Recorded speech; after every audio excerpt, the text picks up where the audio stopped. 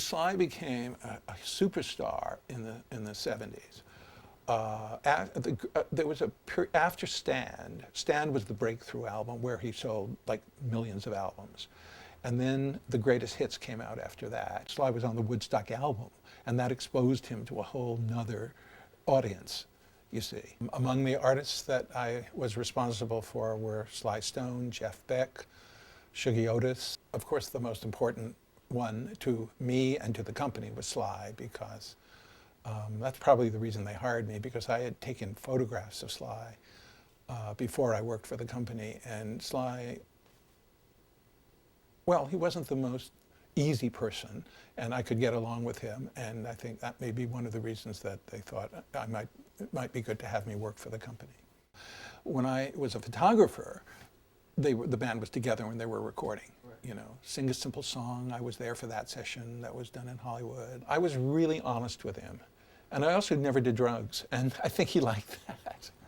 I mean, Sly would be very normal with me. I mean, I would sometimes go over to his house, and he'd be wearing a t-shirt and jeans, and he'd be eating cornflakes and milk and emptying ashtrays and stuff like that, where you wouldn't think this was at the height of his success. The most valuable person that Sly had around that time was Billy Preston. Because Billy Preston is playing on Family Affair. He's playing the electric piano on it. And he gives it kind of like, he's the icing on the cake. He's playing all those neat little licks, and he's such a good musician that he never gets in the way. And yet everything he adds is very, very important. What's nice about that record, Family Affair, is that it's so empty and so simple, and everything has its place. I think he liked it if you were straight with him, you know, and if you were honest with him, and if you could help him achieve his goals, you know. I kind of won his confidence when he did not want to put out Family Affair as a single, and I knew that that was going to be the hit. He wanted Love and Hate, which was the B-side of the record, but he wanted that as the single. And I just talked to the promotion people, and we put it out without his permission, unofficially. We just sent acetates to the radio stations. And the radio station started playing it. I said, Sly, I don't know how to tell you this, but they're already playing Family Affair. And he looked at me, and I think he knew what I had done, because he knew I liked the song. And it turned out to be the biggest hit he ever had, the biggest single hit. It sold like over 2 million singles. And from then on, he said, okay, from now on, you can choose the singles. Did you ever witness him burning out? He got burned out of doing the same thing. He did not want to repeat himself. And Sly would try to see how far he could what he could get away with. But that's not in music, it's with everything. He would just try to stretch the limits. And it's musically as well as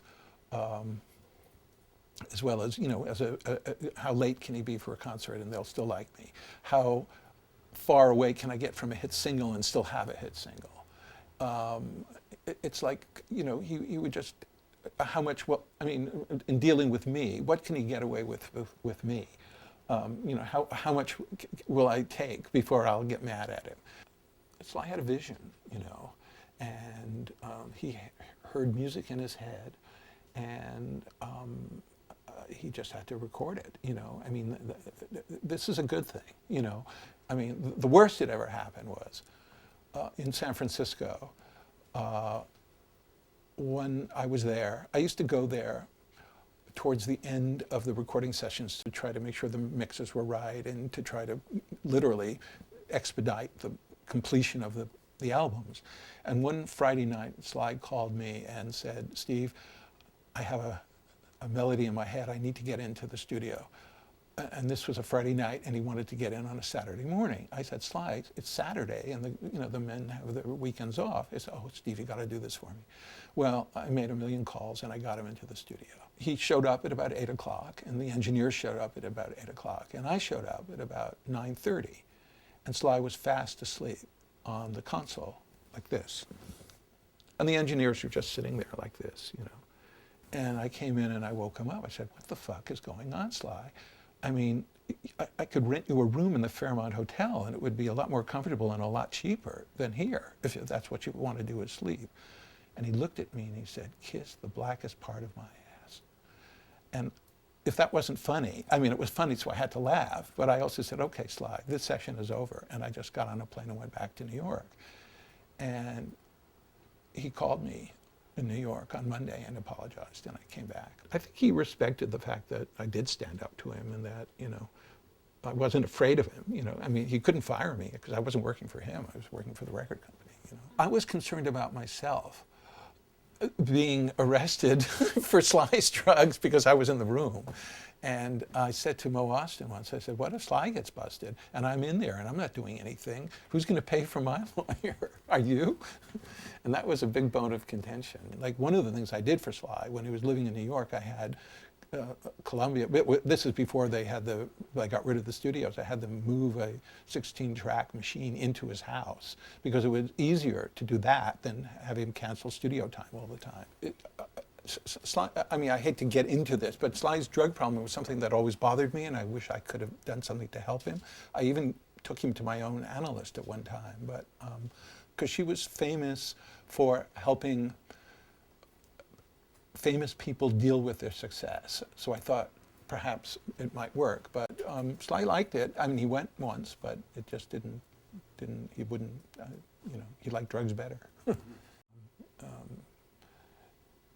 It had to do with glass and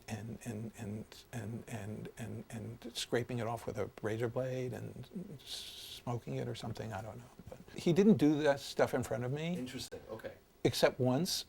And I said, Sly, I don't want to know about this. You know, I just don't want to know. I just don't want to know. I'd heard such brilliant things, and then he'd erase them. Like he'd never know when to stop. And that was the most dangerous part. And that, I think the drugs have something to do. He could never satisfy himself.